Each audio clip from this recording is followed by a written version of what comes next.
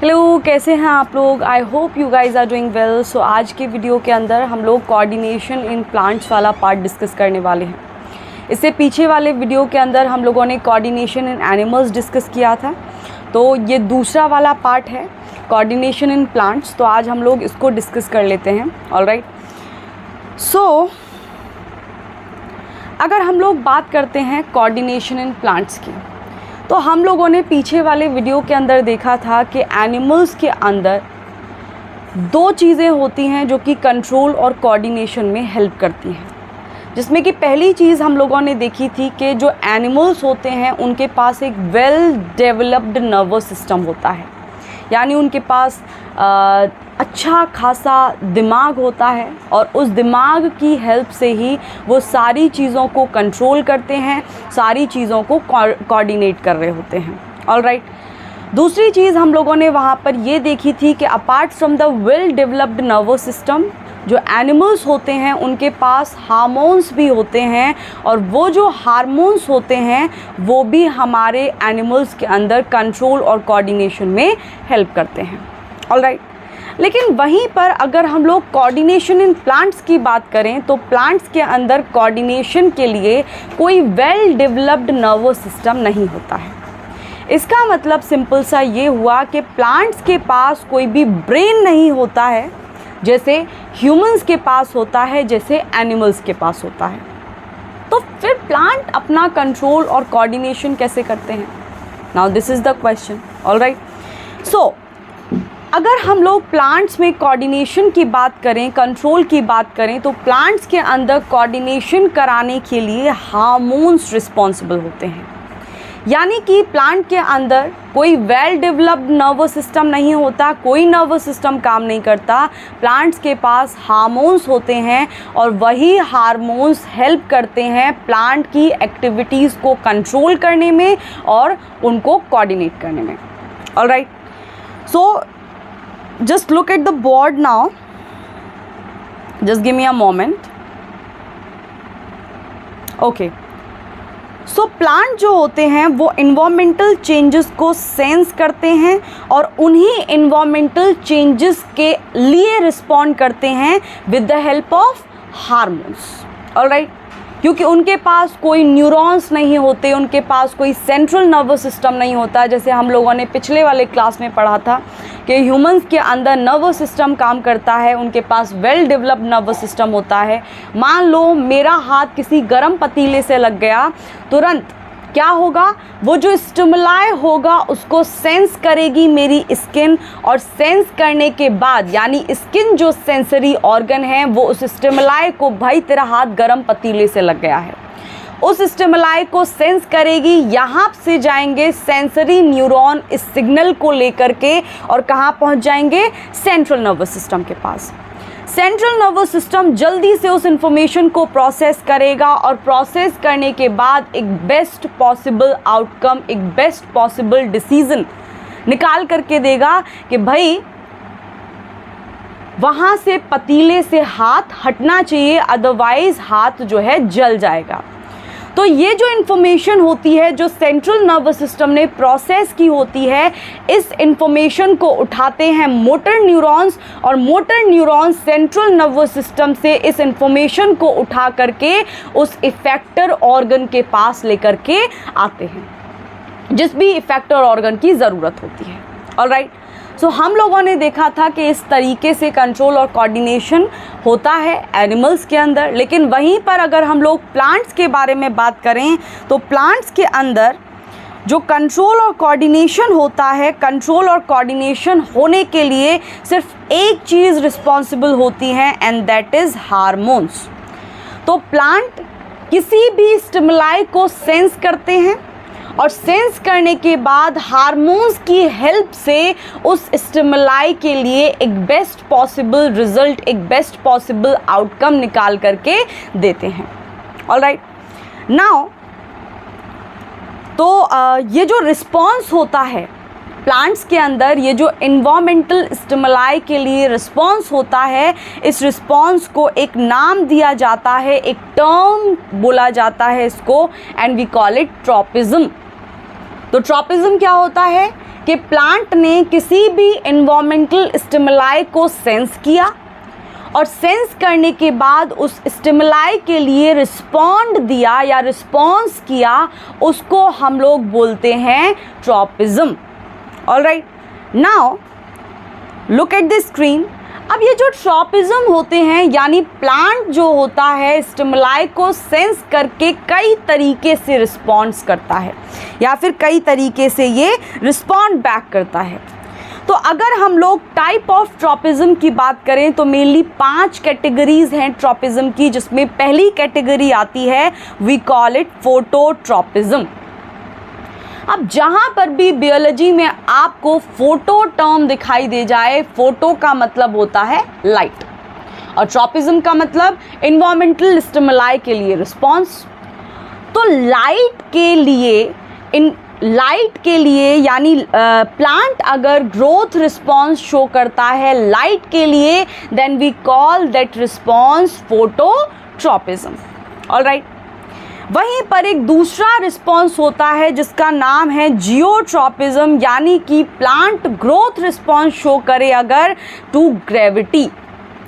अब ये negatively geotropic भी हो सकता है, ये पॉजिटिवली जियोट्रॉपिक भी हो सकता है। We will talk about that in the next slides. Alright, so फिलहाल के लिए ये समझो कि प्लांट अगर ग्रोथ रिस्पॉन्स शो कर रहा है लाइट के लिए, then we call that response phototropism. अगर प्लांट ग्रोथ रिस्पॉन्स शो कर रहा है ग्रेविटी के लिए, then we call that geotropism. और ये जो होते हैं ट्रॉपिज्म, ये 2 तरीके के होते हैं। It can be positively geotropic, it can be negatively geotropic, it can be positively phototropic, it can be negatively phototropic. We will discuss that part in the next slides. Alright, तीसरा जो हमारा tropism होता है उसको हम लोग बोलते हैं कीमोट्रॉपिज्म। कीमो का मतलब होता है किसी केमिकल के लिए, यानी कि अगर प्लांट ग्रोथ रिस्पॉन्स शो करता है, प्लांट अगर कोई ग्रोथ रिस्पॉन्स शो करता है किसके लिए, केमिकल्स के लिए, then that tropism is known as chemotropism.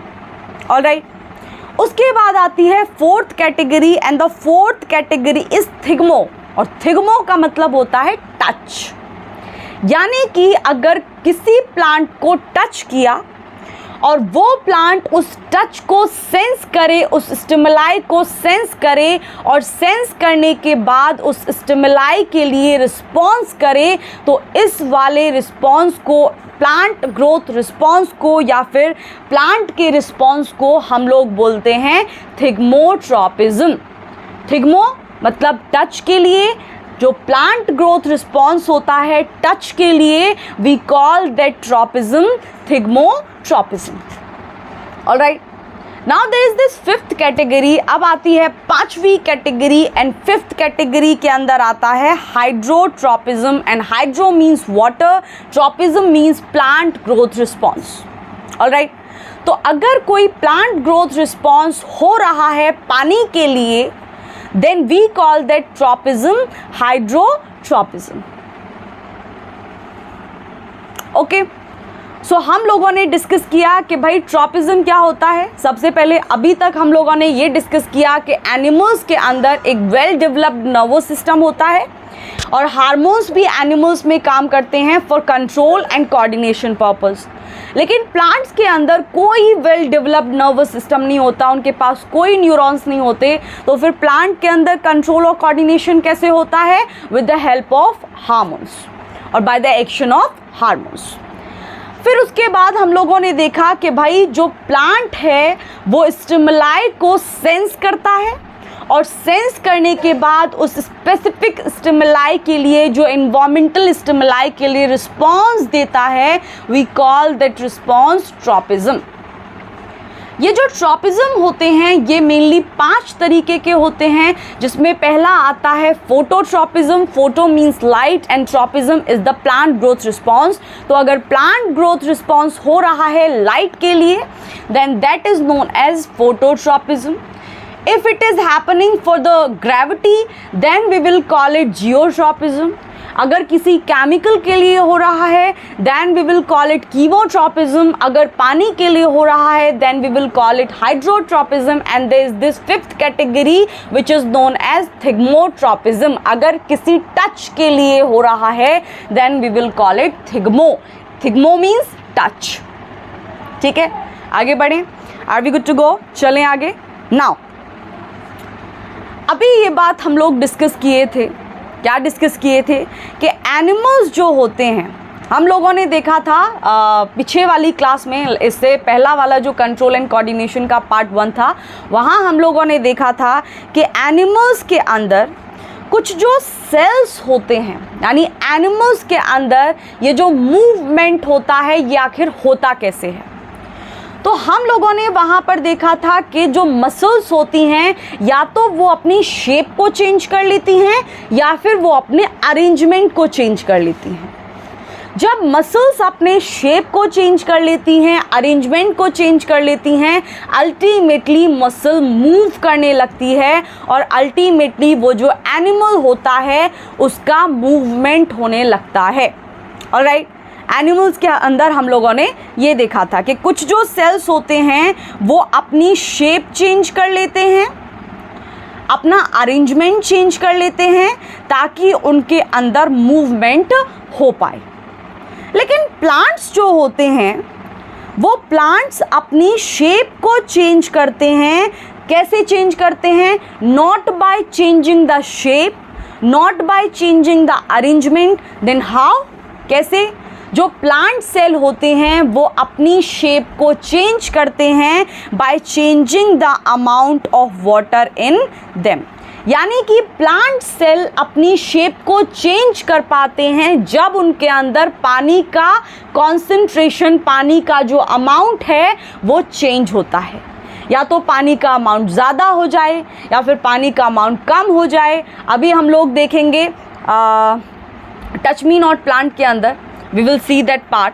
all right, so just have some patience. फिलहाल के लिए ये समझो कि एनिमल्स के अंदर जो मूवमेंट होता है उनकी मसल्स के अंदर वो होता है जब मसल सेल्स अपना शेप चेंज करती हैं और अपना अरेंजमेंट चेंज करती हैं. लेकिन प्लांट्स के अंदर मूवमेंट तभी पॉसिबल हो पाता है जब प्लांट अपने अंदर पानी के अमाउंट को चेंज करता है. ठीक है, तो इसका मतलब ये हुआ कि अगर किसी प्लांट सेल के अंदर ज़्यादा पानी भर जाए, ज़्यादा अमाउंट का पानी आ जाए, तो जो प्लांट सेल होगी वो क्या हो जाएगी? स्वेल अप हो जाएगी, यानी वो फूल जाएगी. ठीक है, लेकिन अगर यही प्लांट सेल पानी को लूज़ करना स्टार्ट कर दे तो एक टाइम ऐसा आएगा कि ये वाली जो प्लांट सेल है ये श्रिंक हो जाएगी. तो प्लांट सेल जो होते हैं वो अपने मूवमेंट को चेंज करते हैं दो तरीके से. या तो पानी का कॉन्सेंट्रेशन ज़्यादा करके, या तो पानी जो है अमाउंट ऑफ पानी ज़्यादा हो जाए या फिर अमाउंट ऑफ पानी कम हो जाए. अगर ज़्यादा हो जाएगा तो प्लांट सेल फूल जाएगी और अगर कम हो जाएगा तो प्लांट सेल सिकुड़ जाएगी, श्रिंक हो जाएगी. ऑलराइट, तो वही लिखा हुआ है सेकेंड पॉइंट में. वापस से देख लो कि जो प्लांट सेल होते हैं दे change their shapes. How do they change their shape? They change their shape by changing the amount of water in them. अब इसके दो ही कॉन्सिक्वेंसेस हो सकते हैं, या तो सेल फूल जाएगी या फिर जो सेल है वो श्रिंक हो जाएगी. और दोनों ही केसेस में जो प्लांट सेल है उसकी शेप चेंज हो जाएगी. समझ में आ गया? अब हमको यहाँ पर एक और चीज़ समझने वाली है विच इज़ वेरी इम्पॉर्टेंट, कि जो रिस्पॉन्स होता है प्लांट्स के द्वारा, एक तो वो स्लो होता है. एनिमल्स के अंदर अगर वो पतीले पर हाथ 10 मिनट तक लगा ही रहे और इतनी देर लग गई रिस्पॉन्स को वापस आने में, यानी सेंसरी न्यूरॉन सिग्नल को लेकर के गए, उस इंफॉर्मेशन को लेकर के गए, सेंट्रल नर्वस सिस्टम ने 10 मिनट ले लिया उसी इंफॉर्मेशन को प्रोसेस करने में, और फिर मोटर न्यूरॉन हिलते डुलते आ रहे हैं इफेक्टर ऑर्गन के पास, और 10 मिनट बाद हमने हाथ हटाया तो तब तक तो हाथ जल चुका होगा. तो हम लोगों ने देखा था कि एनिमल्स के अंदर जो रिस्पॉन्स होता है that is very quick. Right, वो बहुत फास्ट होता है। लेकिन हम लोग अगर बात करें प्लांट्स की, तो इनके अंदर जो रिस्पॉन्स होता है that is very slow, that is not fast like it happens in animals. Alright, दूसरा ये है कि ये जो प्लांट्स होते हैं, प्लांट्स के अंदर, ये तो स्लो वाला पार्ट देख लिया। स्लो का मतलब ये हुआ कि इनके अंदर इमीडिएटली कोई भी रिस्पांस देखने नहीं मिलता है, एट वंस कोई रिस्पांस नहीं आता है। और दूसरी चीज़ ये समझने वाली है कि इनके पास कोई वेल डेवलप्ड नर्वस सिस्टम नहीं होता। इनका जो कंट्रोल और कोऑर्डिनेशन होता है प्लांट्स का, वो कौन करते हैं? प्लांट हार्मोन्स करते हैं। और प्लांट हार्मोन्स का ही दूसरा नाम है फाइटो हार्मोन्स। जहाँ पर भी बायोलॉजी में आपको फाइटो टर्म समझ में आ जाए या दिख जाए, तो फाइटो का मतलब होता है प्लांट। तो अब यहाँ पर लिखा हुआ है फाइटो हार्मोन्स, तो फाइटो का मतलब है प्लांट, हार्मोन्स का मतलब हार्मोन्स, यानी फाइटो का मतलब प्लांट्स के हार्मोन्स। ऑलराइट, चलें आगे। Are we good to go? चलें, ओके। सो अब ध्यान से देखो, ये जो प्लांट हार्मोन्स होते हैं, यानी ये जो फाइटो हार्मोन्स होते हैं, ये दो कैटेगरीज में कैटेगराइज किए जाते हैं, यानी ये दो तरीके के होते हैं। जिसमें जो पहली कैटेगरी आती है वो होती है प्रमोटर वाली कैटेगरी। प्रमोटर मतलब जब ये हार्मोन्स रिलीज होंगे तो वो प्लांट की ग्रोथ के लिए काम करेंगे, ठीक है। लेकिन अगर हम लोग दूसरी तरीके के हार्मोन्स की बात करें, फाइटो हार्मोन्स की बात करें, तो वो होते हैं हमारे ग्रोथ इनहिबिटर्स। और ये जो ग्रोथ इनहिबिटर्स होते हैं, ये प्लांट की ग्रोथ के फेवर में काम नहीं करते, ये प्लांट की ग्रोथ के अगेंस्ट काम करते हैं। कैसे? Will see that. फिलहाल के लिए ये देखो कि ग्रोथ प्रमोटर्स के अंदर मेनली 3 हार्मोन्स आते हैं, 3 इंपॉर्टेंट हार्मोन्स जो आप लोगों को पता होने चाहिए, जो कि ग्रोथ प्रमोटर्स की तरह काम करते हैं। जिसमें पहला होता है ऑक्सिन, दूसरा होता है साइटोकाइनिन, और तीसरे होते हैं हमारे जिब्रेलिन्स, जिनको हम लोग शॉर्ट फॉर्म में GA बोलते हैं। Alright, gibberellins. अगर हम लोग दूसरी कैटेगरी की तरफ जाएं, जिनका नाम था ग्रोथ इनहिबिटर्स, तो ये जो ग्रोथ इनहिबिटर्स होते हैं, इनके अंदर एक हार्मोन होता है जिसका नाम है एब्सिसिक एसिड। और इसी एब्सिसिक एसिड को शॉर्ट में बोला जाता है ABA हार्मोन। अगर कहीं ABA हार्मोन लिखा आए, उसका मतलब है एब्सिसिक एसिड। और एब्सिसिक एसिड कौन सा हार्मोन है? it's not a growth promoter, it's a growth inhibitor, ठीक है। तो इतनी बात समझ में आ गई कि ये ग्रोथ इनहिबिटर्स होते हैं, ग्रोथ प्रमोटर्स होते हैं। प्रमोटर्स के अंदर 3 तरीके के आते हैं, ऑक्सिन, साइटोकाइनिन्स एंड जिब्रेलिन्स। और हमारे जो ग्रोथ इनहिबिटर्स होते हैं, उनके अंदर एक अलग कैटेगरी का हार्मोन आता है, that is known as abscisic acid, that means ABA। Now अगर हम लोग यहाँ पे एक टेबल दी हुई है, and you need to learn this table, you need to like वो होता है ना, रट्टा मार लेना इस टेबल का, ये समझ में आनी ज़रूरी है। यहाँ पे अलग अलग हार्मोन्स का रोल लिखा हुआ है। यानी कि अगर हम लोग जिब्रेलिन की बात करें, तो जिब्रेलिन जो है, यानी जिब्रेलिन जो ग्रोथ प्रमोटर हार्मोन है, वो जर्मिनेशन में हेल्प करता है, मैच्योरिटी में हेल्प करता है, फ्लावरिंग में हेल्प करता है, फ्रूट के डेवलपमेंट में हेल्प करता है, लेकिन एब्सिसन और सीड की डॉर्मेंसी में हेल्प नहीं करता है। वहीं पर अगर हम लोग दूसरी कैटेगरी यानी ऑक्सिन की बात करें, तो ऑक्सिन जर्मिनेशन में हेल्प नहीं करता, और ऑक्सिन एब्सिसन और सीड डॉर्मेंसी में हेल्प नहीं करता, बाकी मैच्योरिटी में, फ्लावरिंग में और फ्रूट के डेवलपमेंट में ये हेल्प करता है। ऑलराइट, वैसे ही 3 और हार्मोन्स के रोल लिखे हुए हैं कि कौन कौन से हार्मोन कहाँ कहाँ काम करते हैं। So you need to recall this table over and over again, ताकि दिमाग में भर जाए, ठीक है। अब बढ़ें आगे। नाउ सबसे पहले हम लोग बात करते हैं सबसे पहले हार्मोन की, यानी सबसे पहले ग्रोथ प्रमोटर की, जो कि है ऑक्सिन। तो सबसे पहले तो यही पता होना चाहिए कि ये जो ऑक्सिन है, ये हमारा क्या है? Growth promoter. अब ध्यान से आप लोग समझने की कोशिश करो कि कोई भी प्लांट जो ग्रोइंग प्लांट है, जब उस ग्रोइंग प्लांट के ऊपर सनलाइट पड़ती है, यानी उसके ऊपर लाइट एनर्जी आकर के पड़ती है, तो उस जगह पर एक हार्मोन रिलीज होता है और उस हार्मोन को हम लोग बोलते हैं ऑक्सिन। ऑक्सिन, ठीक है।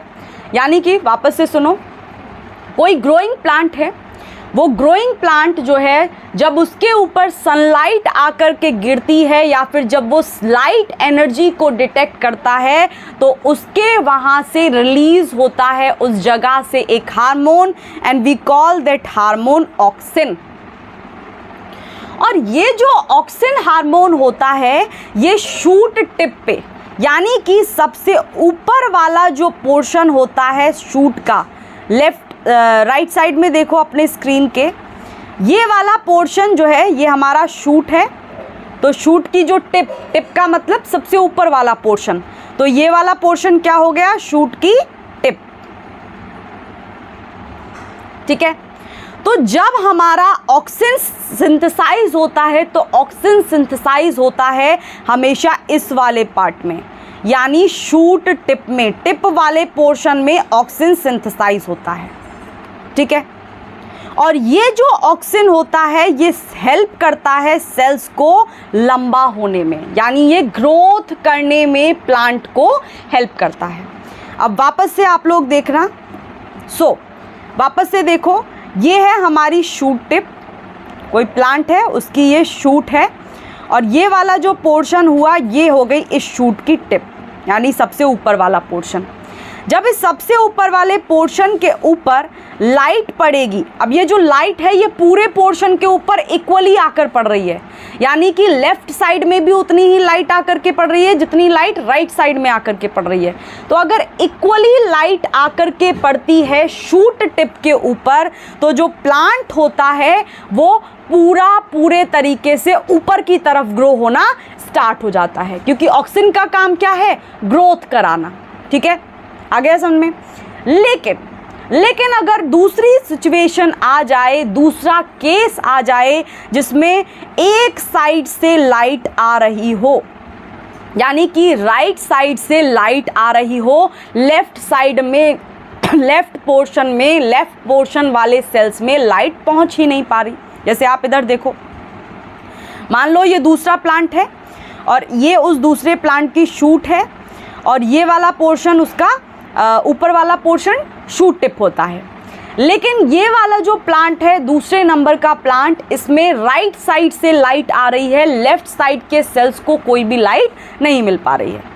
तो होता क्या है यहाँ पर कि जब लाइट एक साइड से आती है तो ऑक्सिन जो होता है वो उधर की साइड डिफ्यूज होना चालू हो जाता है, जिधर साइड शेडी पोर्शन होता है, यानी जिधर साइड कोई भी लाइट नहीं आ रही है। जैसे मान लो लाइट इधर से आ रही है, जैसे ही लाइट शूट टिप पर आकर के पड़ेगी तो यहाँ पर ऑक्सिन सिंथेसाइज होना शुरू हो जाएगा। लेकिन ये जो ऑक्सिन होगा ये किधर की साइड मूव करना स्टार्ट कर देगा, जिधर लाइट नहीं जा रही है। और जब ये उधर की साइड मूव करना स्टार्ट कर देगा, वापस से देखो बोर्ड की तरफ, यहाँ पर हमारा ऑक्सिन बना और ये जो ऑक्सिन है ये इधर साइड मूव करना स्टार्ट कर दिया, जिसकी वजह से क्या होता है कि शेडी पोर्शन में, मान लो ये शेडी पोर्शन है, इधर ज़्यादा ऑक्सिन डिपॉजिट हो जाता है, जिसकी वजह से ये जो प्लांट है ये बेंड होने लगता है, यानी ये मुड़ने लगता है। इतना समझ में आ गया? यानी उसकी जो टिप वाला पोर्शन होता है उसमें बेंडिंग आ जाती है, क्योंकि ऑक्सिन का डिफ्यूज़न हो गया शेडी वाले पोर्शन में। समझ में आ गई इतनी बात? तो वही लिखा हुआ है। Let me tell you once again, वापस से बताती हूँ। जब कोई प्लांट लाइट को डिटेक्ट करता है तो उसके अंदर एक हार्मोन सिंथेसाइज होना स्टार्ट हो जाता है, और ये हार्मोन कहाँ सिंथेसाइज होना चालू होता है? सबसे ऊपर वाले पोर्शन में, जिसको हम लोग बोलते हैं शूट का टिप। Shoot tip. अगर लाइट इक्वली सारे पोर्शंस पे पड़ रही है तो वो प्लांट इक्वली ऊपर की तरफ ग्रो होता हुआ चला जाएगा। लेकिन एक दूसरा केस आता है, मान लो जिसमें लाइट एक पोर्शन से ही आ रही है, यानी एक साइड से आ रही है, दूसरी वाली साइड के सेल्स पे कोई लाइट नहीं पहुंच पा रही है। तो जिधर से लाइट आ रही है उधर ऑक्सीजन बनना चालू होगा और वही ऑक्सीजन दूसरी वाली साइड डिफ्यूज होना स्टार्ट हो जाएगा, जिसकी वजह से वो जो शूट टिप होगी वो थोड़ी सी बेंड हो जाएगी, मुड़ जाएगी। समझ में आ गई इतनी बात? तो ये होता है ऑक्सीजन वाला पार्ट। अब हम लोगों ने पीछे एक टर्म देखा था उस टेबल के अंदर, डॉर्मेंसी। तो डॉर्मेंसी क्या होती है, डॉर्मेंसी प्लांट्स में होती क्या है? तो अगर हम लोग डॉर्मेंसी की बात करें तो डॉर्मेंसी वो पीरियड होता है जिसमें प्लांट अपनी ग्रोथ नहीं शो करता, जिसमें जो प्लांट होता है उसकी ग्रोथ अरेस्टेड हो जाती है, यानी प्लांट इनएक्टिव पीरियड में चला जाता है। तो डॉर्मेंसी का मतलब होता है इनएक्टिव पीरियड, और इनएक्टिव पीरियड का मतलब है कि वो टाइम प्लांट का जब प्लांट की जो ग्रोथ है वो रुक जाती है, उस टाइम को बोलते हैं, उस टाइम पीरियड को बोलते हैं डॉर्मेंसी। ऑलराइट। तो मान लो अगर सिंपल टर्म्स में समझने की कोशिश करें तो डॉर्मेंसी जो होती है ये रेस्टिंग इनएक्टिव कंडीशन होती है प्लांट के अंदर, जिसमें प्लांट का सारा मेटाबॉलिज्म चाहे वो एनाबॉलिज्म हो चाहे वो कैटाबॉलिज्म हो, सब रुक जाता है। यानी प्लांट जो है वो छिप गया, थोड़े टाइम के लिए छिप गया। इसका मतलब अब वो कोई काम नहीं करेगा, उसके अंदर ना तो एनाबॉलिक प्रोसेस होंगे ना ही कैटाबॉलिक प्रोसेस होंगे, यानी कि मेटाबॉलिज्म रुक गया। समझ में आई इतनी बात? तो इसका मतलब ये होता है कि डॉर्मेंसी जो होती है वो अरेस्टेड पीरियड होता है प्लांट ग्रोथ का। अरेस्टेड पीरियड का मतलब है कि ये रेस्टिंग फेज होती है जिसमें प्लांट इनएक्टिव पीरियड में चला जाता है और इस दौरान प्लांट के अंदर कोई भी मेटाबॉलिक एक्टिविटी नहीं देखने मिलती है। ठीक है। जैसे फॉर एग्जाम्पल जो सीड डॉर्मेंट पीरियड में चले जाते हैं, यानी कि सीड कब डॉर्मेंट पीरियड में जाते हैं, कब कोई चीज़ डॉर्मेंट पीरियड में जाएगी, जब उसके लिए फेवरेबल कंडीशन ना हो, है ना। तो कोई भी सीड डॉर्मेंसी में क्यों जाता है, कोई भी सीड इनएक्टिव फेज में, कोई भी प्लांट इनएक्टिव फेज में क्यों जाता है? इनएक्टिव फेज में जाने का रीज़न ये होता है क्योंकि प्लांट के लिए फेवरेबल कंडीशन नहीं है अभी। जब प्लांट को सबसे पहली चीज़ जो कोई भी लिविंग ऑर्गेनिज्म इंश्योर करता है वो इंश्योर करता है अपना सर्वाइवल। तो जब प्लांट को, जब सीड को ये दिखाई पड़ गया कि भाई अभी टाइम नहीं है, ये सही टाइम नहीं है मेरी ग्रोथ का, तो वो क्या करता है, एक स्टेप बैक लेता है, एक स्टेप पीछे की तरफ जाता है और फिर अपनी सारी मेटाबॉलिक एक्टिविटी को रोक देता है। और जैसे ही उस प्लांट को ये दिखाई पड़ता है कि अब इन्वायरमेंटल कंडीशंस मेरे लिए फेवरेबल हैं, अब मैं ग्रो कर सकता हूँ, तो वो अपने डॉर्मेंसी वाले फेज से बाहर आता है और उस इनएक्टिव पीरियड से बाहर आकर के अपनी मेटाबॉलिक एक्टिविटीज़ को वापस से चालू कर देता है। और उसके बाद उस डॉर्मेंट प्लांट, उस डॉर्मेंट सीड के अंदर मेटाबॉलिज्म होने लगता है और अल्टीमेटली वो ग्रो करने लगता है। तो कंसेप्ट समझ में आया डॉर्मेंसी का? डॉर्मेंसी क्या होती है? जब भी जितने भी लिविंग ऑर्गेनिजम्स हैं वो इंश्योर करते हैं सबसे पहली चीज़ उनका सर्वाइवल। तो जब किसी को ये दिखाई पड़ रहा है कि ये इन्वायरमेंट मेरे लिए सही नहीं है, अगर मैं अब ग्रो करूँगा, अगर मैं अब ग्रोथ दिखाऊंगा तो हो सकता है कि मैं मर सकता हूँ, तो उस फेज़ में क्या करता है, जो सीड होता है, जो प्लांट होता है, वो एक स्टेप पीछे जाता है और इनएक्टिव फेज में चला जाता है। और जैसे ही उसको दिखाई पड़ता है कि भाई अब मेरे लिए फेवरेबल कंडीशन है, अब मैं ग्रो कर सकता हूँ, तो फिर वो क्या करता है, वो उस मेटाबॉलिक एक्टिविटी जो उसने रोक दी थी, उन मेटाबॉलिक एक्टिविटीज़ को वापस से शुरू कर देता है और डॉर्मेंसी को ब्रेक कर देता है। समझ में आ गई थी बात? तो डॉर्मेंसी समझ में आ गई। नाउ अब हम लोग बात कर लेते हैं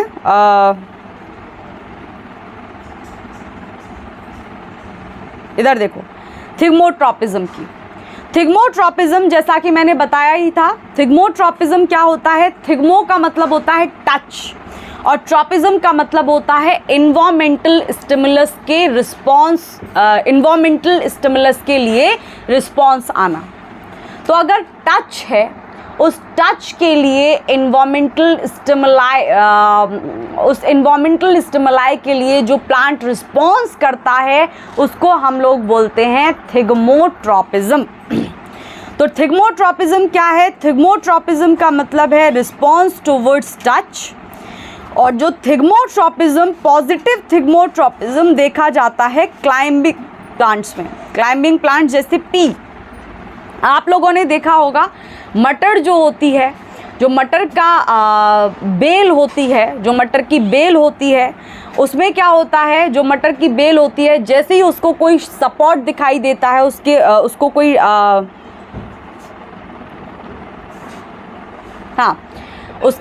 उसके आसपास अगर आप लोग एक डंडा रख देंगे, एक स्टिक रख देंगे, तो वो जो हमारी पी होगी, वो पी अपनी टेंड्रिल्स की हेल्प से, टेंड्रिल्स क्या होती हैं? ये जो होती हैं इनको बोलते हैं हम टेंड्रिल्स। तो क्लाइंबिंग प्लांट्स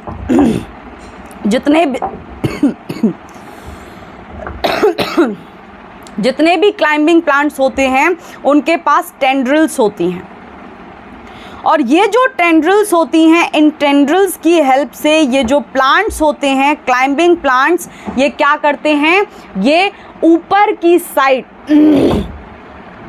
इन टेंड्रिल्स की हेल्प से ऊपर की साइड ग्रो करते हुए जाते हैं। ठीक है, तो जस्ट अ मोमेंट,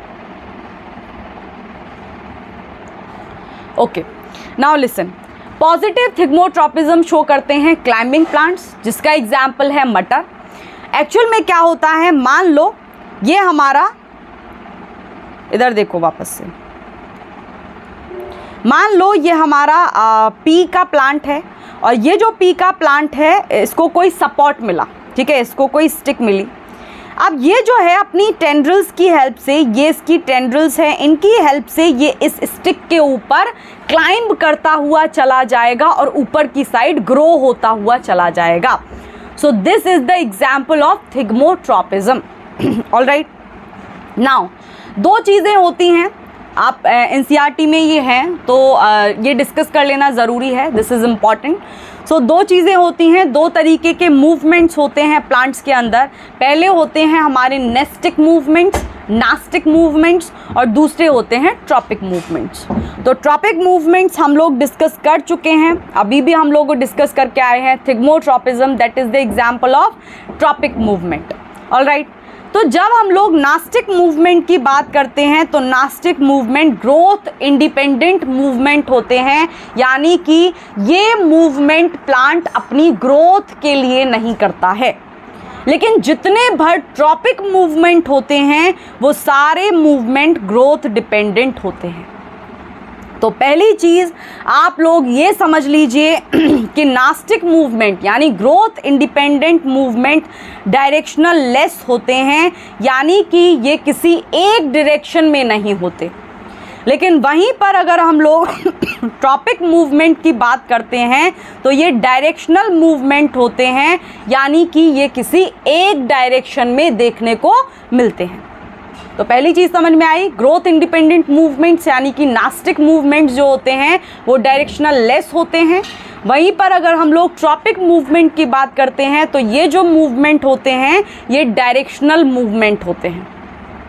ठीक है, वहीं पर अगर हम लोग देखें तो जो हमारे नास्टिक मूवमेंट होते हैं उनके अंदर प्लांट जो होता है वो स्टिमुलस के, ना तो स्टिमुलस की तरफ मूव करता है ना वो स्टिमुलस से दूर मूव करता है। लेकिन वहीं अगर हम लोग ट्रॉपिक मूवमेंट को देखें तो इनमें जो प्लांट होता है वो या तो स्टिमुलस की तरफ मूव करता है या फिर वो स्टिमुलस से दूर भागता है। तो ये हो गया दूसरा अंतर, this is the second difference कि जो नास्टिक मूवमेंट्स होते हैं वहाँ पर प्लांट्स जो होता है, यानी प्लांट जो होगा वो स्टिमुलाई से ना तो दूर भागता है ना वो स्टिमुलाई के पास भागता है। लेकिन वहीं पर अगर हम लोग ट्रॉपिक मूवमेंट की बात करें तो ट्रॉपिक मूवमेंट के अंदर जो प्लांट होता है वो या तो स्टिमुलाई की तरफ मूव करेगा या फिर स्टिमुलाई से दूर भागेगा। दूसरी चीज़ समझ में आई? पहली चीज़ डायरेक्शन वाली थी, दूसरी चीज़ मूवमेंट वाली थी। अब एग्जाम्पल की बात कर लेते हैं। अभी हम लोग देखेंगे टच मी नॉट प्लांट।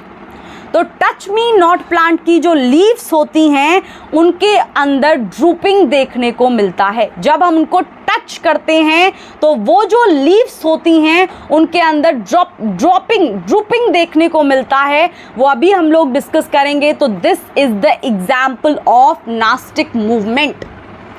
ये डायरेक्शनल लेस होता है, या तो स्टिमुलाई की तरफ भागती हैं वो लीव्स, ना ही वो स्टिमुलाई से दूर भागती हैं। क्या हो जाता है? सिर्फ ड्रूपिंग हो जाता है। ठीक है। वहीं पर अगर हम लोग दूसरे मूवमेंट की बात करें यानी ट्रॉपिक मूवमेंट की बात करें तो अगर ग्रेविटी की बात करें तो ग्रेविटी की अगर हम लोग बात करते हैं, जस्ट लुक हियर, जैसे मान लो ये कोई प्लांट है, ऑलराइट, ये है इस प्लांट की रूट्स।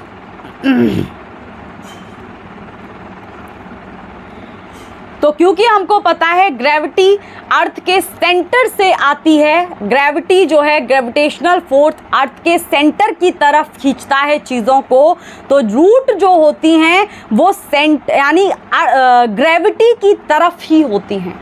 जिधर ग्रेविटेशनल फोर्स लगता है उधर की साइड ही होती हैं। वापस से समझो, लिसन, वापस से समझो। देखो, ग्रेविटेशनल फोर्स कहाँ से आता है? ग्रेविटेशनल फोर्स, ग्रेविटी जो होती है वो नीचे की तरफ चीज़ों को खींचती है, ठीक है, towards the centre of earth. तो अगर हम लोग रूट्स की बात करें तो रूट्स जो हैं वो सेंटर की यानी अर्थ की नीचे की साइड ही जाती हैं, जिधर ग्रेविटेशनल फोर्स लग रहा होता है।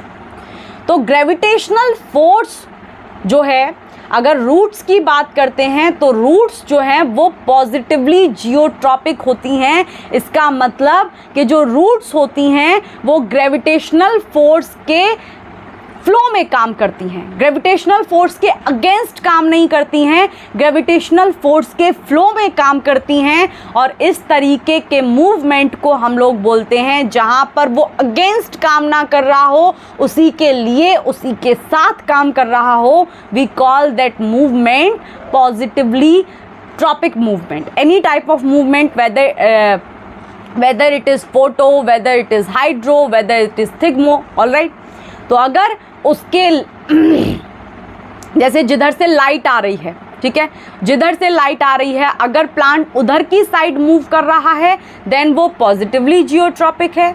अगर वो उससे दूर भाग जा रहा है लाइट से, जैसे मान लो ये प्लांट है, दिस इज प्लांट, इधर से लाइट पड़ रही है, अगर ये प्लांट जो है इसकी तरफ मूव कर रहा है यानी इसकी तरफ मूव कर रहा है, then we will call this positively phototropic movement. लेकिन मान लो इधर से लाइट आ रही है और प्लांट पीछे की तरफ मूव करता हुआ जा रहा है, तो मतलब ये लाइट से दूर भाग रहा है। तो जब कोई चीज़ दूर भागती है किसी स्पेसिफिक तरीके के उन 5 चीज़ों में से, then we call that movement negatively tropic movement. और अगर वो उसके साथ चल रही होती है, उसकी तरफ मूव करती है, then we call it positively any type of tropic movement. Alright, अब आगे देखो, ये है मिमोसा पुडिका, ठीक है, दिस इज मिमोसा पुडिका, यानी ये टच मी नॉट प्लांट है और मिमोसा पुडिका इसका साइंटिफिक नेम है, ठीक है, ये इसका साइंटिफिक नेम है। अब ध्यान से देखो, ये जो मिमोसा पुडिका होता है, ये मिमोसा पुडिका में नेस्टिक मूवमेंट देखने को मिलता है। यानी कि जब हम इन mimosa pudica touch me not plant की पत्ती को क्या करते हैं, टच करते हैं, इसकी लीफ को टच करते हैं, तो वो जो लीफ होती है वो ड्रूप कर जाती है, ठीक है, टच मी नॉट शर्मा जाती है और वो सिकुड़ जाती है। तो ये होता कैसे है? How this synaptic movement is taking place. Now this is important. तो ये जो प्लांट होता है मिमोसा पुडिका, ये टच के सेंसिटिव होता है, यानी कि अगर आप इसको टच कर लोगे तो इसकी जो लीफ होंगी वो ड्रूप कर जाएंगी, वो शर्मा जाएंगी, सिकुड़ जाएंगी। ठीक है, क्यों कर पाता है, क्यों सेंसिटिव है ये टच के लिए? क्योंकि इसके पास, इसकी लीव्स के पास होता है पैड लाइक स्वेलिंग्स, जिनको हम बोलते हैं पुल्विनाए। और ये जो पुल्विनाए होती हैं, ये मान लो ये एक पत्ती है,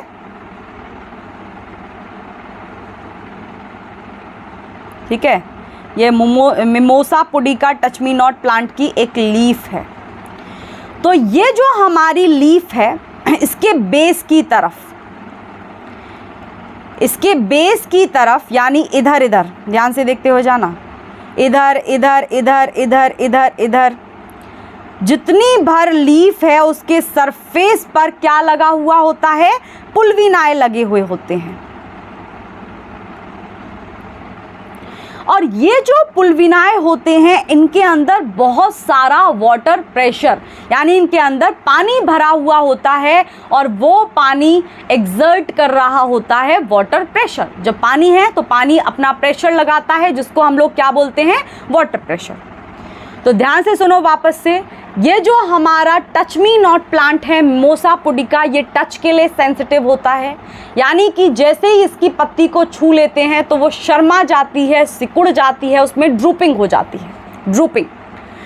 तो ये इसमें ड्रूपिंग होती कैसे है? ये जो पत्ती होती हैं इसकी, उनके बेस पर लगे हुए होते हैं पुल्विनाए, और उन पुल्विनाए के अंदर भरा हुआ होता है पानी, और वहाँ पानी से लग रहा होता है पानी का प्रेशर, वाटर प्रेशर।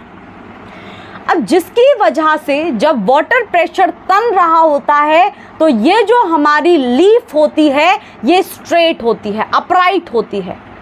लेकिन जैसे ही हम टच करते हैं तो ये पुल्विनाए जो होती है पानी को लूज कर देती है, और वो जो वाटर प्रेशर वो पानी लगा रहा था, अब वो वाटर प्रेशर वहाँ नहीं होगा, जिसकी वजह से जो पत्ती होती है वो रिजिड नहीं रहती, वो सिकुड़ जाती है। वो क्या हो जाती है? सिकुड़ जाती है, उसमें ड्रूपिंग हो जाती है।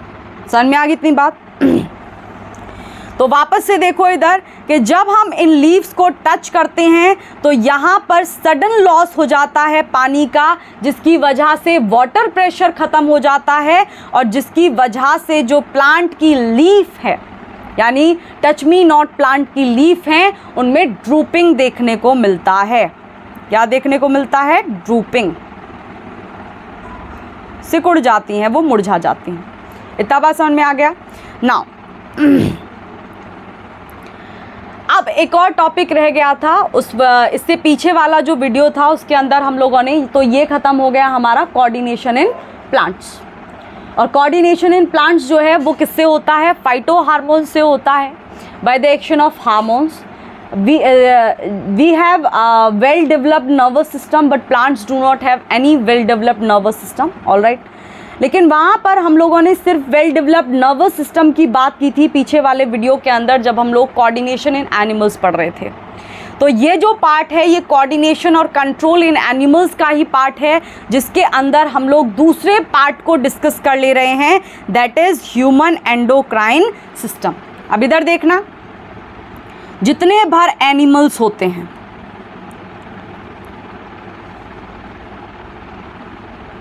जितने भर एनिमल्स होते हैं उनके अंदर कंट्रोल और कोऑर्डिनेशन दो तरीके से होता है। पहला तरीका होता है कि भाई उनके पास वेल डेवलप्ड नर्वस सिस्टम होता है, so they have well developed nervous system. और दूसरी चीज होती है उनके पास हार्मोन्स।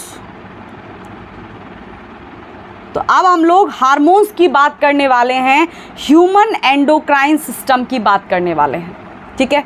सो जब हम लोग ह्यूमन एंडोक्राइन सिस्टम की बात करते हैं तो इस एंडोक्राइन सिस्टम के अंदर आती हैं दो तरीके की ग्लैंड्स। यानी कि ह्यूमंस के अंदर हार्मोन्स को दो तरीके से ले जाया जाता है, एक जगह से दूसरी जगह। तो दो तरीके की ग्लैंड्स काम करती हैं, जिसमें पहली ग्लैंड्स होती हैं एक्सोक्राइन ग्लैंड्स और दूसरी ग्लैंड्स होती हैं एंडोक्राइन ग्लैंड्स। तो अगर एक्सोक्राइन ग्लैंड्स की बात करें तो एक्सोक्राइन ग्लैंड्स जो हैं इनके डक्ट्स होते हैं। क्या होते हैं? इनके पास डक्ट्स होते हैं, यानी कि इनके पास अपने डक्ट्स होते हैं। मान लो ये कोई एक्सोक्राइन ग्लैंड है, जैसे मान लो यहाँ पर सलाइवरी ग्लैंड है,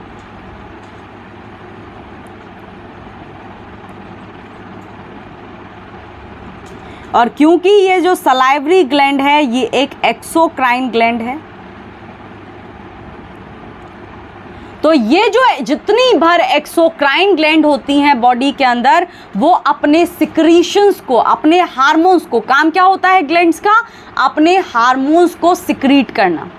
तो ये जितनी भी एक्सोक्राइन ग्लैंड्स होती हैं ये अपने हार्मोन्स को इन डक्ट में होकर के छोड़ देती हैं, यानी कि इन डक्ट में छोड़ देती हैं, और ये डक्ट से होते हुए जहां इनको काम करना होता है ये वहां पहुंच जाते हैं। कौन? हार्मोन्स।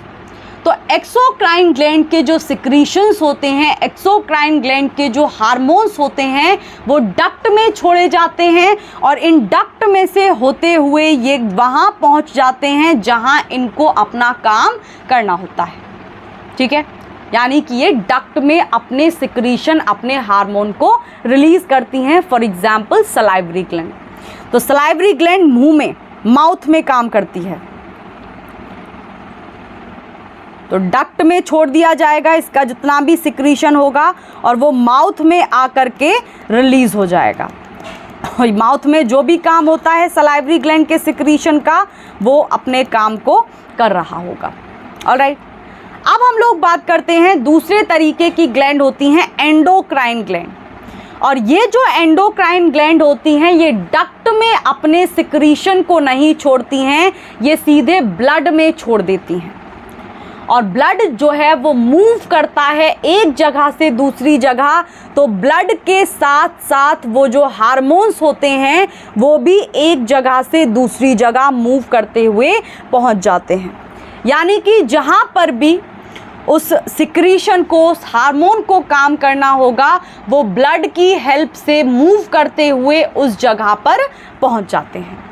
तो दो तरीके की ग्लैंड्स होती हैं, पहली होती हैं हमारी एंडोक्राइन ग्लैंड्स और दूसरी होती हैं एक्सोक्राइन ग्लैंड्स। अगर एंडोक्राइन ग्लैंड्स की बात करते हैं तो ये जो ग्लैंड्स होती हैं ये अपने सिक्रीशन को कहाँ रिलीज़ करती हैं? ब्लड के अंदर, और ब्लड के अंदर मूव करते हुए, क्योंकि ब्लड मूव करता है तो ब्लड में छोड़ देती हैं ये अपने हार्मोन्स को, और वो जो हार्मोन्स होते हैं ब्लड के साथ मूव करते करते उस जगह पहुंच जाते हैं जहां उनको काम करना होता है।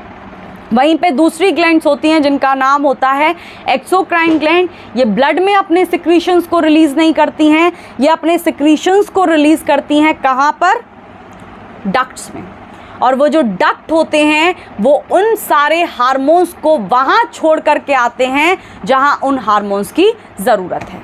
ऑलराइट, वापस से देखो, अगर हम लोग देखें एंडोक्राइन ग्लैंड को, तो एंडोक्राइन ग्लैंड जो हैं यानी अगर हम लोग एंडोक्राइन सिस्टम की बात करें तो एंडोक्राइन सिस्टम के अंदर बहुत सारी एंडोक्राइन ग्लैंड्स आती हैं। तो एंडोक्राइन ग्लैंड्स होती क्या हैं?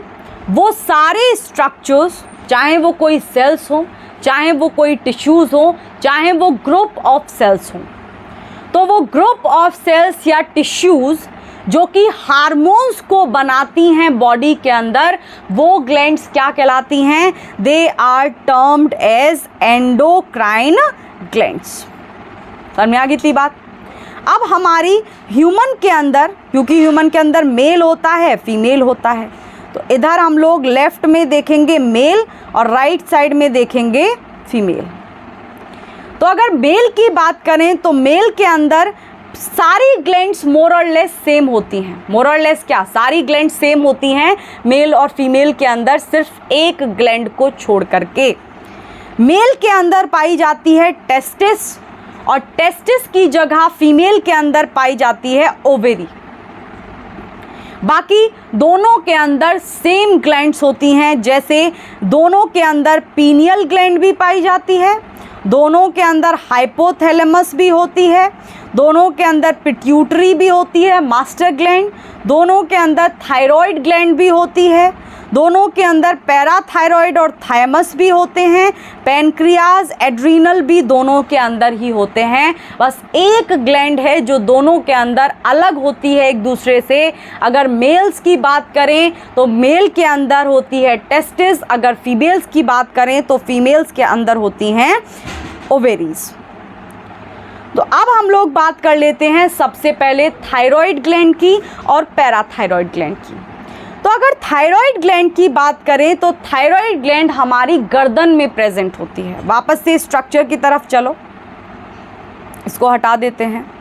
तो थायराइड ग्लैंड कहाँ प्रेजेंट है? नेक वाले पोर्शन में प्रेजेंट है, यानी कि यहाँ पर प्रेजेंट होती है हमारी थायराइड ग्लैंड। और ये जो थायराइड ग्लैंड होती है ये सबसे बड़ी एंडोक्राइन ग्लैंड होती है, जो कि कहाँ प्रेजेंट होती है? साउंड बॉक्स के पास प्रेजेंट होती है, गर्दन में, लैरिंक्स के पास। अगर हम लोग देखें तो ये एक बायलोब्ड ग्लैंड है, यानी कि इसके पास दो लोब्स होते हैं। दो लोब्स होते हैं, बाय का मतलब दो, लोब्ड का मतलब दो लोब। और ये तीन तरीके के हार्मोन्स को सिक्रीट करती है। पहला थायरॉक्सिन, जिसको T4 बोलते हैं, दूसरा ट्राईआइडोथायरोनिन, जिसको T3 बोलते हैं, और तीसरा है थायरोकैल्सीटोनिन। अब इधर देखो, लास्ट में एक पॉइंट लिखा हुआ है, ये जो T3 और T4 हार्मोन होते हैं ये मेटाबॉलिक रेट को कंट्रोल करते हैं, ये प्रोटीन की सिंथेसिस को स्टिमुलेट करते हैं, और ये कई सारे मेंटल फंक्शंस जो होते हैं, मेंटल फैकल्टीज़ जो होती हैं, उनके डेवलपमेंट में भी हेल्प करते हैं। तो थायराइड ग्लैंड तीन हार्मोन्स को रिलीज करती है, T3, T4, थायरोकैल्सीटोनिन। अगर हम लोग दो पहले वाले हार्मोन्स की बात करें, T3 और T4, तो T3 और T4 मेजर तीन काम करते हैं। एक तो मेंटल फैकल्टीज़ का डेवलपमेंट, प्रोटीन के सिंथेसिस को स्टिमुलेट करना, और मेटाबॉलिक एक्टिविटीज़ को रेगुलेट करना। और एक और काम ये करते हैं, हमारे बॉडी टेम्परेचर को रेगुलेट करने का। और यही जो थायराइड ग्लैंड होती है, यही थायराइड ग्लैंड के पास प्रेजेंट होती है पैराथायरॉयड ग्लैंड। और ये जो पैराथायरॉयड ग्लैंड होती हैं, ये चार छोटी छोटी ग्लैंड होती हैं, और ये कहाँ प्रेजेंट होती हैं? थायराइड ग्लैंड के अंदर। जैसे मान लो बटरफ्लाई शेप्ड होती है हमारी थायराइड ग्लैंड, मान लो ये थायराइड ग्लैंड है, तो ये जो पैराथायरॉयड ग्लैंड होती हैं, ये पैराथायरॉयड ग्लैंड थायराइड ग्लैंड के अंदर प्रेजेंट होती हैं। तो this is consider, this is our thyroid gland, sorry,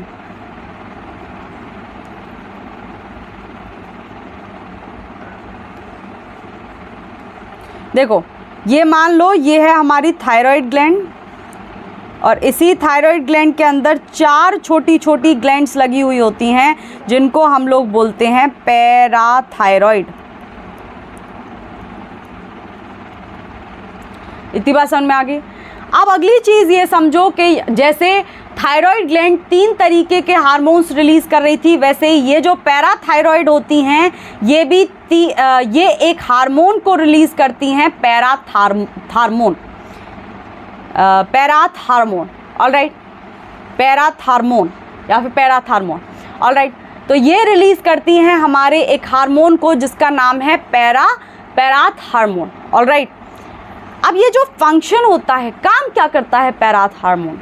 parathormone जो है वो हमारे कैल्शियम और फॉस्फेट के लेवल्स को ब्लड में रेगुलेट करता है, यानी कैल्शियम का लेवल और जो फॉस्फेट का लेवल होता है ब्लड के अंदर, उसको रेगुलेट करने का काम, कि वो ठीक अमाउंट में प्रेजेंट रहे बॉडी के अंदर, ये रिस्पॉन्सिबिलिटी होती है पैराथार्मोन की। अब इधर देखने की कोशिश करो, जो थायराइड ग्लैंड होती है, अगर नॉर्मल थायराइड ग्लैंड देखें तो ये हमारी नॉर्मल थायराइड ग्लैंड है, लेकिन कुछ लोगों में एक गॉइट्रे नाम की बीमारी हो जाती है। तो वो जो गॉइट्रे होती है, जब थायराइड ग्लैंड प्रॉपर तरीके से फंक्शन नहीं करती तो गॉइट्रे नाम की डिजीज़ हो जाती है, जिसमें जो हमारी थायराइड ग्लैंड होती है वो साइज़ में इंक्रीज़ होनी शुरू हो जाती है और यहाँ पे एक लंप दिखाई देने पड़ता है।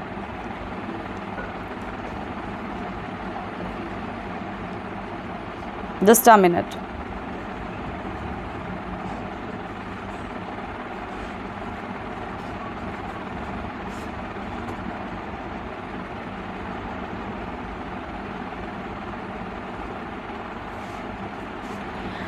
हाँ, इधर देखो, एक ग्लैंड होती है जिसका नाम होता है हाइपोथैलेमस, और ये जो हाइपोथैलेमस होता है ये ब्रेन के अंदर प्रेजेंट होता है। ये दो तरीके के हार्मोन्स को रिलीज़ करता है, पहले रिलीजिंग हार्मोन्स होते हैं और दूसरे इनहिबिटिंग हार्मोन्स होते हैं। रिलीजिंग हार्मोन्स पिट्यूटरी ग्लैंड के ऊपर जा करके लगते हैं और पिट्यूटरी ग्लैंड को स्टिमुलेट करते हैं कि भाई तू हार्मोन निकाल। तो जैसे ही रिलीजिंग हार्मोन हाइपोथैलेमस से एंटीरियर पिट्यूटरी या पोस्टीरियर पिट्यूटरी पर जाकर के एक्ट करते हैं, तो एंटीरियर पिट्यूटरी और पोस्टीरियर पिट्यूटरी अपने हार्मोन्स को सिक्रीट करना स्टार्ट कर देती हैं। लेकिन एक दूसरे तरीके का हार्मोन भी हाइपोथैलेमस रिलीज करता है, जिनको हम बोलते हैं इनहिबिटिंग हार्मोन। और इनहिबिट का मतलब होता है दबा देना, यानी कि हार्मोन्स को रिलीज नहीं होने देते हैं। यानी कि ये वो हार्मोन्स होते हैं जो कि हाइपोथैलेमस से निकलते हैं, पिट्यूटरी पर जाकर के लगते हैं और पिट्यूटरी ग्लैंड को हार्मोन्स को रिलीज नहीं करने देते। तो अब होता क्या है, अगर फंक्शन की बात करें, हाइपोथैलेमस के हार्मोन्स क्या फंक्शन करते हैं बॉडी के अंदर, तो ये जो हैं सबसे पहला काम ये करते हैं कि ये पिट्यूटरी ग्लैंड के हार्मोन निकलेंगे या नहीं निकलेंगे। पिट्यूटरी ग्लैंड कितना हार्मोन सिक्रीट करेगी, कितना हार्मोन सिक्रीट नहीं करेगी, इस बात का जो रेगुलेशन की जिम्मेदारी है वो हाइपोथैलेमस की है। और एक और काम ये हमारे हाइपोथैलेमस के हार्मोन्स, ये हाइपोथैलेमस करता है। ये हाइपोथैलेमस अलग अलग पार्ट से ब्रेन के इंफॉर्मेशन को कलेक्ट करता है और उस इंफॉर्मेशन को पास करता है पिट्यूटरी ग्लैंड से। और किसकी हेल्प से करेगा? अपने हार्मोन्स की हेल्प से। यानी कि इंफॉर्मेशन को कलेक्ट करता है बाकी हिस्सों से ब्रेन के, उस इंफॉर्मेशन को कलेक्ट करता है, कलेक्ट करके हार्मोन रिलीज करता है और वो हार्मोन कहाँ जाएगा? पिट्यूटरी ग्लैंड के पास। और क्योंकि पिट्यूटरी ग्लैंड मास्टर ग्लैंड है तो वो एक डिसीजन लेती है बॉडी के लिए। समझ में आ गई थी बात? तो हाइपोथैलेमस समझ में आ गया। नाउ दूसरे तरीके की ग्लैंड होती है बॉडी के अंदर, we call it pituitary gland, और पिट्यूटरी ग्लैंड का नाम होता है मास्टर ग्लैंड। और ये जो मास्टर ग्लैंड होती है ये ब्रेन के बिल्कुल नीचे लगी हुई होती है। अभी मैंने बताया कि पिट्यूटरी ग्लैंड को मास्टर ग्लैंड बोला जाता है। क्यों बोला जाता है? क्योंकि जितने भी सिक्रीशंस बॉडी में होते हैं बाकी दूसरी एंडोक्राइन ग्लैंड के, जैसे पैनक्रियाज, जैसे टेस्टिस, ओवेरीज, जैसे एड्रीनल ग्लैंड, इन सारी ग्लैंड के सिक्रीशंस के ये कब हार्मोन रिलीज करेंगी, कब हार्मोन रिलीज नहीं करेंगी, इस बात को कंट्रोल करने का काम करता है ये पिट्यूटरी ग्लैंड। तो इसीलिए इसको क्या बोलते हैं? We call it master gland. तो दूसरा काम ये करती है कि जितनी भी बॉडी में ग्रोथ और डेवलपमेंट होता है उसको रेगुलेट करना। ग्रोथ हार्मोन्स जो हैं ये हमारी पिट्यूटरी ग्लैंड रिलीज करती है और वही ग्रोथ हार्मोन इंसान कितना लंबा होगा, कितना छोटा होगा, ड्वार्फ रह जाएगा, बोना रह जाएगा, इस बात का ध्यान वो ग्रोथ हार्मोन रखता है। और वो ग्रोथ हार्मोन कौन रिलीज करता है? ग्रोथ हार्मोन रिलीज करती हैं हमारी पिट्यूटरी ग्लैंड। और किसके इन्फ्लुएंस में? हाइपोथैलेमस के इन्फ्लुएंस में। हाइपोथैलेमस जो होता है एक रिलीजिंग हार्मोन सिक्रीट करता है, वो पिट्यूटरी पर जाकर के लगता है और पिट्यूटरी ग्लैंड ग्रोथ हार्मोन को रिलीज करती है और वो ग्रोथ हार्मोन इंडिविजुअल की ग्रोथ को रेगुलेट करता है। कोई कितना बड़ा होगा, कितना छोटा होगा। अगर ग्रोथ हार्मोन सही अमाउंट में रिलीज हुआ है, सही अमाउंट में बन रहा है बॉडी में, तो इंसान की हाइट सही होगी। अगर कम बन रहा है तो उसकी हाइट छोटी रह जाएगी। तो अगर हम लोग अभी ये पॉइंट हम लोग डिस्कस कर रहे थे कि एक अगर ऐसे इंसान है जिसमें ग्रोथ हार्मोन की कमी है उसके बचपन में, तो वो जो इंसान होगा वो बोना रह जाएगा, ड्वार्फ रह जाएगा, क्योंकि उसकी पिट्यूटरी ग्लैंड ने सफिशिएंट अमाउंट में ग्रोथ हार्मोन नहीं बनाया था। Alright, so this is hypothalamus and pituitary gland. तो इधर देख लो, ये जो पिंक कलर से दिखा रहा है दिस इज हाइपोथैलेमस, और इसके नीचे रेड वाला जो पोर्शन है this is master gland which is pituitary. तो इधर देखो, अगर राइट अमाउंट में ग्रोथ हार्मोन रिलीज करती है, इधर देखो वापस से, मान लो ये हमारी पिट्यूटरी ग्लैंड है, मान लो क्या, ये हमारी पिट्यूटरी ग्लैंड है, और पिट्यूटरी ग्लैंड क्या करती है, ग्रोथ हार्मोन बनाती है। अगर राइट अमाउंट में ग्रोथ हार्मोन पिट्यूटरी ग्लैंड ने बनाया है तो इंडिविजुअल की जो हाइट होगी वो सही हाइट होगी। लेकिन अगर ज़्यादा ग्रोथ हार्मोन रिलीज कर दिया है तो इंडिविजुअल जाइंट हो जाएगा। बहुत बड़े बड़े जो दानव जैसे इंसान होते हैं, लंबे लंबे, नॉट दानव जैसे जिनकी हाइट ज़्यादा हो जाती है। अगर कम ग्रोथ हार्मोन, तीसरा केस वो होता है जिसमें ग्रोथ हार्मोन कम अमाउंट में रिलीज होता है, तो वहाँ पर जो इंसान होगा उसकी हाइट ज़्यादा छोटी रह जाएगी, यानी कि वो बौना रह जाएगा, ड्वार्फ रह जाएगा। अब हम लोग बात कर लेते हैं पैनक्रियाज की। तो ये जो पैनक्रियाज होता है यहाँ पर दिखाई दे रहा है, पैनक्रियाज कहाँ पर प्रेजेंट है, लुक एट दिस पोर्शन, ये है हमारा पैनक्रियाज, और पैनक्रियाज पार्ट होता है ह्यूमन डाइजेस्टिव सिस्टम का। तो पैनक्रियाज भी हमारी एक ग्लैंड है, और ये ग्लैंड कौन से हार्मोन को रिलीज करती है, इंसुलिन, इंसुलिन हार्मोन को। तो ये जो पैनक्रियाज होती है ये स्टमक के नीचे प्रेजेंट होती है, और ये इंसुलिन को बॉडी में रिलीज करती है। इंसुलिन का काम क्या होता है, मान लो बॉडी के अंदर ग्लूकोज की कॉन्सेंट्रेशन बढ़ती जा रही है तो इंसुलिन सिक्रीट करती है पैनक्रियाज, और वो जो इंसुलिन होता है वो ग्लूकोज की कॉन्सेंट्रेशन को बॉडी में कम कर देता है।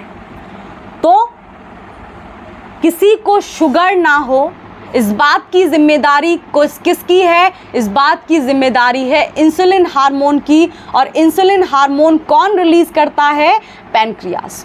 समझ में आ गई थी बात। तो ये जो पैनक्रियाज होती है इसका काम होता है ब्लड ग्लूकोज लेवल को कम करके रखना, जिसकी वजह से किसी इंडिविजुअल को डायबिटीज़ ना हो। तो ये जो अगर हम लोग बात करें कि भाई अगर इंसुलिन सही अमाउंट में बॉडी में रिलीज नहीं हो रहा है तो उस इंसान की बॉडी में ग्लूकोज का कॉन्सेंट्रेशन बढ़ जाएगा, जिसकी वजह से उसको शुगर हो जाएगा, and we call that disease diabetes mellitus. सही बात। वहीं पे हमारी एक और दूसरी ग्लैंड होती है जिसका नाम है थाइमस ग्लैंड, और ये थाइमस ग्लैंड चेस्ट के पास पाई जाती है। तो ये जो थाइमस ग्लैंड होती है ये अपर पार्ट में पाई जाती है चेस्ट के। थाइमस ग्लैंड हार्मोन रिलीज करती है, थाइमस हार्मोन, और इस थाइमस हार्मोन का काम होता है बॉडी के इम्यून सिस्टम के डेवलपमेंट में। यानी कि हमारी बॉडी में जो योद्धा हैं जो कि किसी वायरस से, किसी बैक्टीरिया से, किसी पैथोजन से लड़ाई करते हैं, जब कोई वायरस बॉडी के अंदर घुस जाता है, जब कोई बैक्टीरिया बॉडी के अंदर घुस जाता है, तो उस वायरस बैक्टीरिया से लड़ाई करने का जो काम करता है वो हमारा इम्यून सिस्टम करता है। ठीक है, इम्यून सिस्टम जो होता है वो लड़ाई करने का काम करता है। तो उस इम्यून सिस्टम को डेवलप करने का जो काम करती है ये थाइमस ग्लैंड करती है। और थाइमस ग्लैंड में भी एक हार्मोन होता है जिसका नाम है थाइमस हार्मोन। वो थाइमस हार्मोन रिस्पॉन्सिबल होता है किसी भी इंडिविजुअल के अंदर इम्यून सिस्टम को। Just a moment.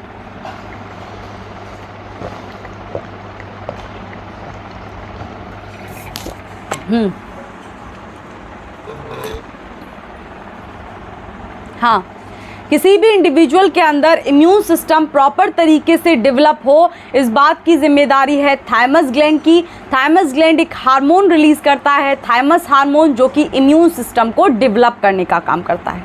ऑलराइट। हाँ, एक और चीज़, ये जो ग्लैंड होती है थाइमस ग्लैंड, जैसे ही प्यूबर्टी आती है मेल और फीमेल के अंदर तो ये ग्लैंड सिकुड़नी चालू हो जाती है, श्रिंक होनी चालू हो जाती है। दो और ग्लैंड हैं एक है हमारी एड्रीनल ग्लैंड, जिसको हम ग्लैंड ऑफ इमरजेंसी भी बोलते हैं। ये जो हमारी एड्रीनल ग्लैंड होती है ये किडनी के ऊपर वाली साइड में प्रेजेंट होती है, यानी कि अब मैं जो हाईलाइट कर रही हूँ वो है हमारी एड्रीनल ग्लैंड। तो ये जो हमारे कैप लाइक स्ट्रक्चर किडनी के ऊपर लगे हुए होते हैं ये होती हैं हमारी एड्रीनल ग्लैंड। ये जो एड्रीनल ग्लैंड होती हैं ये दो होती हैं, दोनों किडनी के ऊपर, एक एक दोनों किडनी के ऊपर। हार्मोन कौन सा रिलीज़ करती हैं? अगर हार्मोन की बात करें तो एड्रेनलिन हार्मोन रिलीज़ करती हैं, और इस एड्रेनलिन हार्मोन का रोल होता है बॉडी के अंदर हार्ट रेट को रेगुलेट करना, ब्रीदिंग रेट को रेगुलेट करना, ब्लड प्रेशर को रेगुलेट करना, कार्बोहाइड्रेट के मेटाबॉलिज्म को रेगुलेट करना। और मान लो आपने कोई कुत्ता देख लिया जो आपकी तरफ भौंक रहा है और आपको लग रहा है कि वो आपको आकर के काट लेगा, तो आपकी जो एड्रीनल ग्लैंड होती है वो एड्रेनलिन हार्मोन को रिलीज़ कर देती है और हमारी बॉडी को ये सिग्नल जाता है कि भाई भाग। क्योंकि एड्रेनलिन जो ग्लैंड हो, एड्रेनलिन जो हार्मोन होता है वो बॉडी के अंदर फ्लाइट और फाइट रिस्पॉन्स भी जनरेट करता है कि भाई या तो अब तुझे लड़ना पड़ेगा, अगर तू लड़ नहीं सकता तो तू यहाँ से भाग ले। तो इस रिस्पॉन्स को बोला जाता है फाइट और फ्लाइट रिस्पॉन्स। और कौन रिलीज़ किसकी वजह से ये रिस्पॉन्स जनरेट होता है? एड्रेनलिन की वजह से। और एड्रेनलिन को कौन रिलीज़ करता है? एड्रेनलिन को कौन सिक्रीट करता है? एड्रीनल ग्लैंड, जो कि कहाँ प्रेजेंट होती हैं? किडनी के ऊपर। और लास्ट हमारे बचते हैं गोनेट्स, और ये जो गोनेट्स होते हैं मेल्स के अंदर होती है टेस्टिस और फीमेल्स के अंदर होती हैं ओवेरीज। क्या होते हैं ये गोनेट्स? गोनेट्स जो होते हैं ये हमारे गैमेट प्रोड्यूसिंग ऑर्गन्स होते हैं, यानी कि स्पर्म बनाने वाले ऑर्गन्स और एग और ओवन बनाने वाले ऑर्गन्स। तो अगर मेल की बात करें तो स्पर्म होता है जो कि कहाँ बनता है? टेस्टिस में। तो गोनेड कौन सा हुआ मेल्स का? टेस्टिस। वैसे ही जो फीमेल हैं उनका अंडा और उनका जो ओवम होता है वो बनता है ओवेरीज के अंदर। तो ओवेरीज क्या हुई फीमेल्स की? गोनेड्स। तो मेल की जो हमारे एक और चीज़ समझो, स्पर्म और ओवम को तो बनाते ही हैं। ये जो टेस्टिस और ओवेरीज होती हैं ये मेल सेक्स हार्मोन भी रिलीज़ करती हैं जिसका नाम है टेस्टोस्टेरोन। और ओवेरीज दो फीमेल हार्मोन्स को रिलीज़ करती हैं, एस्ट्रोजन, नॉट एस्ट्रोजन, एस्ट्रोजन है ये, एस्ट्रोजन एंड प्रोजेस्टेस्टेरोन। ठीक है, एस्ट्रोजन और प्रोजेस्टेस्टेरोन दो हार्मोन हमारी ओवेरीज रिलीज़ करती हैं और एक हार्मोन टेस्टोस्टेरोन रिलीज़ करता है हमारा टेस्टिस।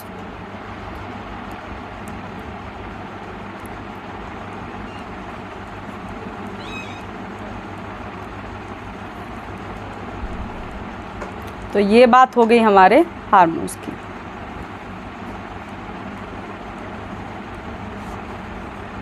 हाँ, ये वाला हम लोग टेबल और देख लेते हैं। This is the last thing that we are going to discuss in today's topic और today's video, all right. But if you are left with queries then you can post your queries either in the comment section, और मैंने अपनी email ID दी हुई है, you can send me your queries on the same email ID और I will try to resolve your queries, all right. सो अब ये last चीज़ है जो हम लोग डिस्कस करने वाले हैं and that is this flow chart और दैट इज़ दिस टेबल। तो कर लें डिस्कस।